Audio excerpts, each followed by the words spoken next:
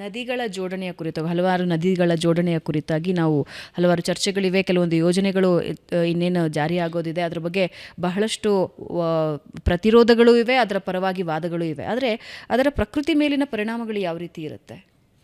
ಕುಡಿಯೋ ನೀರನ್ನು ಕೊಡೋದು ಅತ್ಯಂತ ಪ್ರಧಾನ ಕೆಲಸ ಅಂತ ಸರ್ಕಾರಗಳು ಭಾವಿಸಿದ್ದೇವೆ. ಕಟ್ಟ ಕಡೆಯ ಮನೆಯವರಿಗೂ ನೀರು ಕೊಡೋದು ತಮ್ಮ ಆದ್ಯ ಕರ್ತವ್ಯ ಅಂತ ತಿಳ್ಕೊಂಡಿದ್ದಾವೆ. ಅದೇ ಹೊತ್ತಿಗೆ ನದಿ ಉಳಿಸೋದು ಕೂಡ ತಮ್ಮ ಕರ್ತವ್ಯ ಅಂತ ಭಾವಿಸ್ಕೋಬೇಕು. ನದಿ ಜೋಡಣೆ ಅಂತಿದೆಯಲ್ಲ, ಪ್ರಕೃತಿ ಒಂದು ನದಿಯನ್ನು ಹೀಗೆ ಕರಾವಳಿ ಕಡೆ ದಿಕ್ಕಿನ ಕಳಿಸಿದ್ದು, ಈ ಕಡೆ ಗೋದಾವರಿ ಇದ್ರ ಕಡೆ ಕಳಿಸಿದ್ದು, ಇದು ನೈಸರ್ಗಿಕ ವ್ಯವಸ್ಥೆ. ಇಳಿಜಾರುಗುಂಟ ನೀರು ಹರಿದೋಗಿದೆ, ಅದನ್ನು ವಾಪಸ್ ಮೇಲೆ ಎತ್ತಬೇಕು ಅಂತ ಸಂದರ್ಭ ಬಂದಾಗ ಅದಕ್ಕೊಂದು ಮಿತಿ ಇದೆ. ನಾವು ಎತ್ತಿನ ಹೊಳೆ ಉದಾಹರಣೆ ತಗೋತೀವಿ. ಸಕ್ಸಸ್ ಮಾಡೋಕ್ಕಾಗುತ್ತಾ? ಎಷ್ಟೋ ಸಾವಿರ ಕೋಟಿ ಖರ್ಚು ಮಾಡಿದ್ವಿ, ಇಲ್ಲೇ ನಮ್ಮ ಕಾಲುಬುಡದಲ್ಲೇ ಇದೆ. ಸಕ್ಸಸ್ ಮಾಡೋಕ್ಕಾಗಿಲ್ಲ. ನಮಗೆ ಹೇಳ್ತೀವಿ ಇಂತಿಷ್ಟು ಬರುತ್ತೆ ಅಂತ ಹೇಳ್ತಾನೇ ಇದ್ದೀವಿ. ನಮ್ಮ ಕೆಲಸ ಆ ನದಿಗಳ ಸ್ವರೂಪ, ಗುಡ್ಡಗಾಡು ಪ್ರದೇಶದಲ್ಲಿ ಯಾವುದೇ ಪೈಪ್ಲೈನ್ಗಳನ್ನು ಮಾಡೋದು, ಇದೆಲ್ಲ ಮಾಡಬೇಕಾಗುತ್ತೆ. ದೊಡ್ಡ ದೊಡ್ಡ ಪೈಪ್ಲೈನ್ಗಳನ್ನು ಮಾಡಬೇಕಾಗುತ್ತೆ. ಎತ್ತಿನ ಹೊಳೆಯಲ್ಲಂತೂ ಒಂದು ಬಸ್ಸು ತೂರಿ ಹೋಗುವಷ್ಟು ದೊಡ್ಡ ಪೈಪ್ಲೈನನ್ನು ಹಾಕಿದ್ವಿ. ಏನಾಯಿತು? ಇವತ್ತಿನ್ನೂ ಕಾಮಗಾರಿ ಪ್ರಗತಿಯಲ್ಲಿದೆ ಅಂತ ಹೇಳ್ತೀವಿ, ಇನ್ನೂ ನಾವು ಸಕ್ಸಸ್ಸನ್ನು ತೋರಿಸೋಕ್ಕಾಗಿಲ್ಲ. ನೀರಿನ ಇಂಥ ಕೆಲಸಗಳ ನಮ್ಮ ಕೆಲಸ ಏನಿದೆಯಲ್ಲ, ಹಿಮಾಲಯದಲ್ಲಿ ಮಳೆಗಾಲದ ಒಂದು ಮಳೆ ನೀರು ಬಂದರೆ ಬೇಸಿಗೆಯಲ್ಲಿ ಹಿಮ ಕರಗಿ ಬರುತ್ತೆ. ಹಾಗಾಗಿ ಅಲ್ಲಿಯ ನೀರನ್ನು ನೋಡ್ಕೊಂಡು ಕೆಲವು ಈ ಥರದ ಯೋಚನೆಗಳು ಬಂದವು. ಅದು ಈ ಪಶ್ಚಿಮ ಘಟ್ಟ ಪ್ರದೇಶಗಳಿಗೆ ಅಲ್ಲಿಯೂ ಕೂಡ ಹಾನಿಯಾಗಿರುತ್ತದೆ, ಹಾನಿಯಾಗಿಲ್ಲ ಅಂತಲ್ಲ.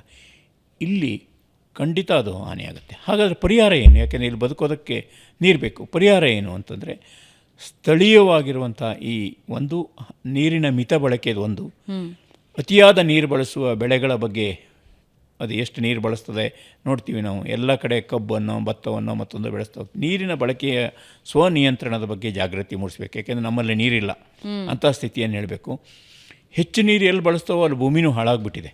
ಲಕ್ಷಾಂತರ ಹೆಕ್ಟೇರ್ ಭೂಮಿ ಹಾಳಾಗಿದೆ. ಈ ನೀರಿನ ಬಗ್ಗೆ ಕಾನೂನು ಏನಿದೆಯಲ್ಲ, ನೀರಿನ ಬಳಕೆಯ ವಿಚಾರದಲ್ಲಿ, ಅದನ್ನು ಸರಿಯಾಗಿ ಜಾರಿ ಮಾಡೇ ಇಲ್ಲ.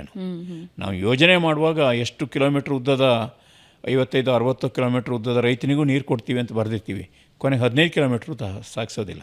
ಹಾಗಾಗಿ ನೀರಾವರಿ ಯೋಜನೆ ಹೇಳೋದೊಂದು, ನಿಜವಾಗಿ ಕಾರ್ಯರೂಪ ಆಗೋದು ಇನ್ನೊಂದಿದೆ.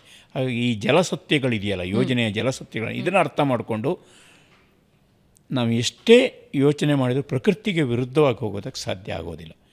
ಆ ಕಡಿದಾದ ಬೆಟ್ಟ ಆಗೋದು, ಅಲ್ಲೆಲ್ಲಿಂದೋ ನೀರು ಎತ್ತಿ ಮತ್ತೆಲ್ಲೋ ಇಲ್ಲಿ ತಿರ್ಸ್ತೀವಿ ಅಂದರೆ ಅದಾಗೋದಿಲ್ಲ. ತಿರುಗಿ ಬಂದಿರೋ ನೀರಿದೆಯಲ್ಲ, ಅದನ್ನು ನಮ್ಮದಾಗಿ ಎಷ್ಟು ಉಳಿಸ್ಕೋತೀವಿ ಅನ್ನೋದು ಅದು ಮುಖ್ಯವಾದಂಥ ಕೆಲಸ ಆಗುತ್ತೆ. ನಮ್ಮ ಪಕ್ಕದಲ್ಲಿ ಹರಿದೋಗುತ್ತೆ.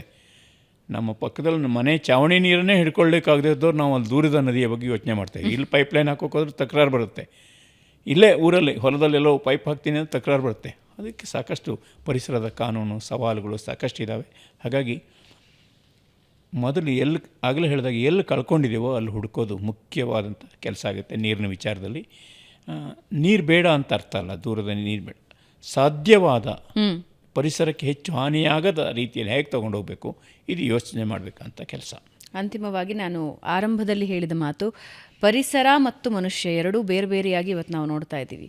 ಒಟ್ಟಿಗೆ ತೆಗೆದುಕೊಂಡು ಹೋಗಬೇಕಾದ್ರೆ ಅನುಸರಿಸಬೇಕಾದ 5 ಸೂತ್ರಗಳೇನು? ಮೊದಲನೇದು, ನಮ್ಮ ಅರಣ್ಯಗಳನ್ನು ನಾವು ಅರ್ಥ ಮಾಡ್ಕೊಳ್ಳೋದು. ಶಿಕ್ಷಣದಲ್ಲಿ, ಪರಿಸರ ಶಿಕ್ಷಣದಲ್ಲಿ ಆರಂಭಿಕವಾಗಿ ಮಕ್ಕಳಿಂದ ಮುದುಕರವರೆಗೆ ಅದು ಜಾಗೃತಿಯನ್ನು ಮೂಡಿಸಬೇಕು. ಒಂದು ಮನೆ ಪರಿಸರದಲ್ಲಿ ನಾವೆಲ್ಲ ಪರಿಸರ ಸಂರಕ್ಷಣೆ ಏನು ಕೆಲಸ ಮಾಡೋದು ನೋಡಿ, ಭೂಮಿಯ ಭಾರವನ್ನು ಅದನ್ನು ಕಡಿಮೆ ಮಾಡೋದು. ನೀರಿನ ವಿಚಾರದಲ್ಲಿ ಸ್ವನಿಯಂತ್ರಣ, ಅದು ಕೃಷಿ ಬೆಳೆ ಆಗಿರ್ಬೋದು, ಬೇರೆ ಬೇರೆ ರೀತಿಯ ಸ್ವನಿಯಂತ್ರಣವನ್ನು ಸಾಧಿಸುವುದು. ಸಾಮಾಜಿಕ ಕೆಲಸಗಳು, ಅದು ಕೆರೆ ಹೂಳೆತ್ತದಿರ್ಬೋದು, ಪರಿಸರದ ವಿಚಾರದ ಅರಣ್ಯೀಕರಣ ಇರ್ಬೋದು, ಇದರಲ್ಲೇ ನಾವು ಹೇಗೆ ತೊಡಸ್ಕೋಬೋದು, ಅದ್ರ ಬಗ್ಗೆ ಪ್ರತಿಯೊಬ್ಬನಲ್ಲೂ ತಾನು ಈ ಭೂಮಿ ಬಂದಿದ್ದೀನಿ, ಏನಾದರೂ ಒಂದು ಕೆಲಸ ಮಾಡಬೇಕು ಅನ್ನುವಂಥ ಒಂದು ಕನಸನ್ನು, ಕಾಳಜಿಯನ್ನು, ಛಲವನ್ನು ಹುಟ್ಟಿಸುವ ರೀತಿಯಲ್ಲಿ ನಾವು ಹೆಜ್ಜೆಯನ್ನು ಇಡಬೇಕು.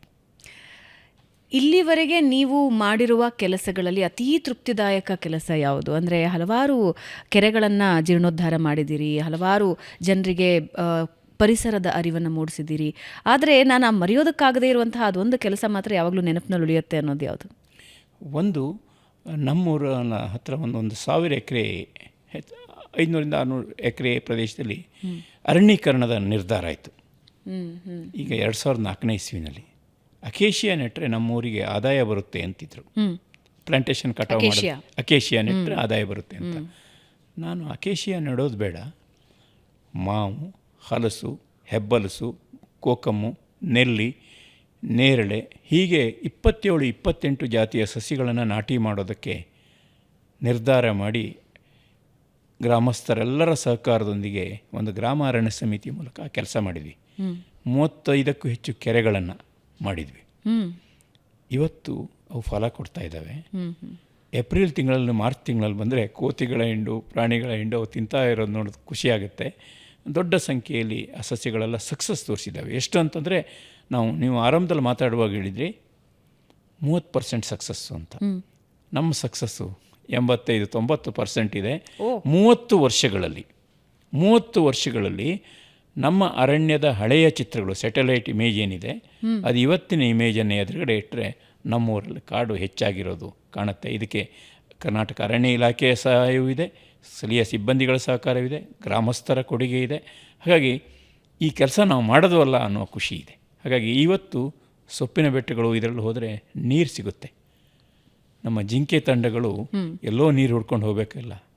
ಇಂಥ ಬೇಸಿಗೆನಲ್ಲೂ ಕೂಡ ಅವು ಕುಡಿಯೋದಕ್ಕೆ ಕಾಡು ಗುಡ್ಡದಲ್ಲಿ, ಒಣ ಪ್ರದೇಶಗಳಲ್ಲಿ ಇವತ್ತು ನೀರಿದೆ. ನಾನು ಒಂದು ಕೆರೆ ಅಂಚಿನಲ್ಲಿ ಒಂದು ತೂಬ್ರು ಮರ ಅಂತಿರುತ್ತೆ, ಬೀಡಿ ಲೀವ್ಸ್ ಅಂತ ಕರೀತಾರೆ. ತೀರ ಒಣ ಪ್ರದೇಶದಲ್ಲಿ ಬೆಳೆಯುವ ಮರ ಅದು. ಆದರೆ ನಾವಲ್ಲಿ ಕೆರೆ ಮಾಡಿಬಿಟ್ವಿ, ಕೆರೆ ಪಕ್ಕ ಮರ ಬಂತು. ಆಶ್ಚರ್ಯ ಅಂತಂದರೆ, ಏಪ್ರಿಲ್ ತಿಂಗಳಲ್ಲಿ ನಾನಲ್ಲಿ ಮಿಂಚುಳ್ಳಿಯ ಫೋಟೋ ಮಾಡಿದ್ದೆ. ಮಿಂಚುಳ್ಳಿ ಯಾವುದಕ್ಕೆ ಹೋಗುತ್ತೆ ಅಂದರೆ ಮೀನು ಹಿಡಿಯೋಕ್ಕೆ ಬರುತ್ತೆ. ಅದು ಗುಡ್ಡದ ಕೆರೆಯಲ್ಲಿ ಮೀನು ಹಿಡಿಯೋದಕ್ಕೆ ಬಂತಲ್ಲ ಮಿಂಚುಳ್ಳಿ, ಅದರಿಂದ ದೊಡ್ಡ ಅವಾರ್ಡು, ಆಸ್ಕರ್ ಅವಾರ್ಡ್ ಯಾವುದೂ ಇಲ್ಲ. ಕಾಡಿನ ಗುಡ್ಡದಲ್ಲಿ ನೀರಿದೆ ಅನ್ನೋದಕ್ಕೆ ಒಂದು ಮಿಂಚುಳ್ಳಿ ಕೊಡ್ತಲ್ಲ, ಅದು ಅತ್ಯಂತ ಮುಖ್ಯವಾದ ಖುಷಿಯ ಸಂಗತಿ ಆಯಿತು. Wonderful sir.